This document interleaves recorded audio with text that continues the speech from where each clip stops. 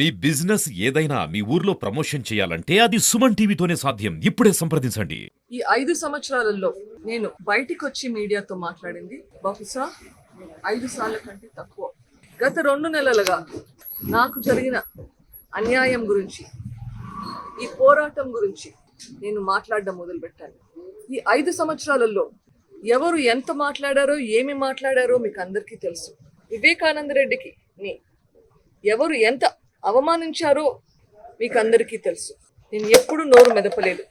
ఇప్పుడు న్యాయం కావాలి అని ప్రజల ముందరికి వచ్చేసరికి అక్కడ వణుకు పుట్టింది.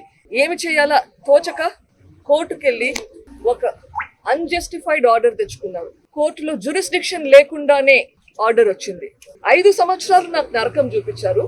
అంతకుముందు మా నాన్నని చంపి నరకం చూపించారు. నేను పోరాడుతుంటే నాకు అన్ని విధాలుగా ఆటంకాలు పెట్టారు. ఇప్పుడు మీ ముందరికి వస్తే మీ ముందరికి కూడా రాకుండా ఎంత వీలైతే అంత ప్రయత్నిస్తున్నారు. ఇప్పుడు ఇట్లా కేసులు మళ్ళీ పెట్టి మళ్ళీ నన్ను కోర్టుల చుట్టూ తిప్పి మీ ముందరికి రాకుండా తయారు చేస్తున్నారు. ఈ పరిస్థితుల్లో మళ్ళీ నేను కోర్టుల వెనకాల తిరగాల్సింది వస్తుంది. అసలే 3 వారాలు ఉంది, అంతకంటే టైం లేదు ఇప్పుడు మనకి.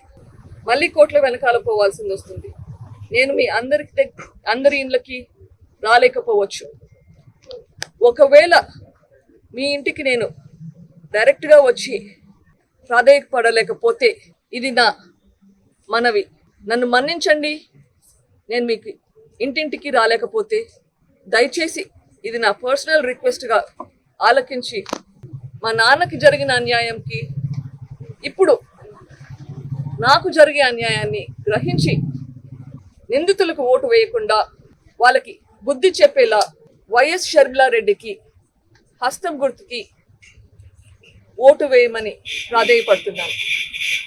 ఇంకొకటి, ఇక్కడ ఎవరైనా నా దగ్గరికి వచ్చి సానుకూలంగా సహాయం చేయాలి అంటే వాళ్ళనందరినీ బెదిరిస్తున్నారు.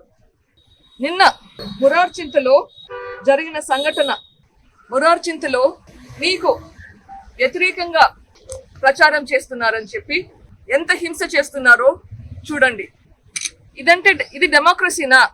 మన రాష్ట్రంలో, మన ఊరిలో ఎవరికి స్వచ్ఛందంగా వాళ్ళు ఏమి చేయలేరా? ఇది ఎలా సహిస్తున్నారు? ఈ రాష్ట్రంలో డెమోక్రసీ అనేది లేదా? న్యాయం అనేది లేదా? ఇది ప్రజలందరూ చూస్తున్నారు. దయచేసి ఇలా హింసలు మానుకోండి. మళ్ళీ చెప్తున్నాను, వైఎస్ఆర్సీపీ పార్టీ నాయకులకి, వాళ్ళ పక్కనుండే మనుషులకి దయచేసి హింసని మానుకోండి. ప్రజలను ఏది వాళ్ళకి ఇష్టమో వాళ్ళు చేసేదానికి అనుకూలించండి.